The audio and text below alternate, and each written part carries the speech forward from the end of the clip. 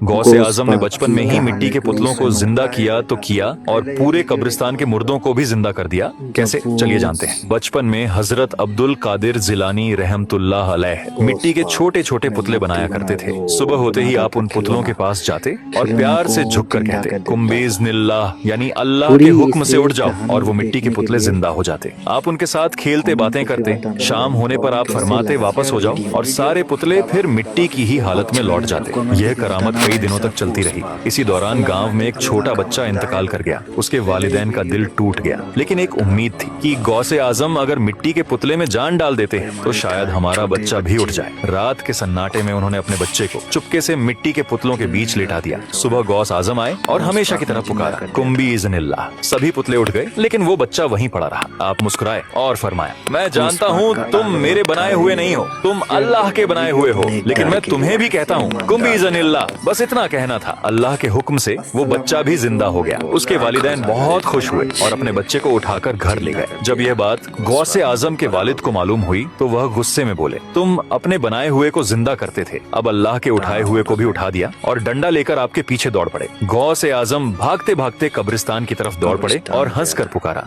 भागो ए कब्र वालों, वरना मेरे वालिद तुम्हें भी मारेंगे। बस यही कहना था कि अल्लाह के हुक्म से कब्रें फट गईं। मुर्दे कफन सर पर लिए बाहर आ गए और आपके साथ भागने लगे। कुछ देर बाद आपके वालिद ने आवाज दी, ए अब्दुल कादिर, रुक जाओ। आप रुक गए और मुर्दों से फरमाया, अपनी कब्रों में वापस चले जाओ। सभी मुर्दे उसी वक्त अपनी अपनी कब्रों में लौट गए। आपने अदब से कहा, अब्बू जान, अच्छा हुआ आपने रोक लिया, वरना ये लोग कयामत तक कफन सर पर लिए चलते रहते। यह वाकया साबित करता है कि अल्लाह ताला अपने नेक बंदों को ऐसी करामातें देता है जो आम इंसान की समझ से बहुत ऊपर होती हैं। अगर आप भी गौसे आजम के सच्चे दीवाने हैं और ये वाकया आपके दिलों को छू गई तो दिल से लिखिए सुभान अल्लाह और लाइक सब्सक्राइब जरूर करें।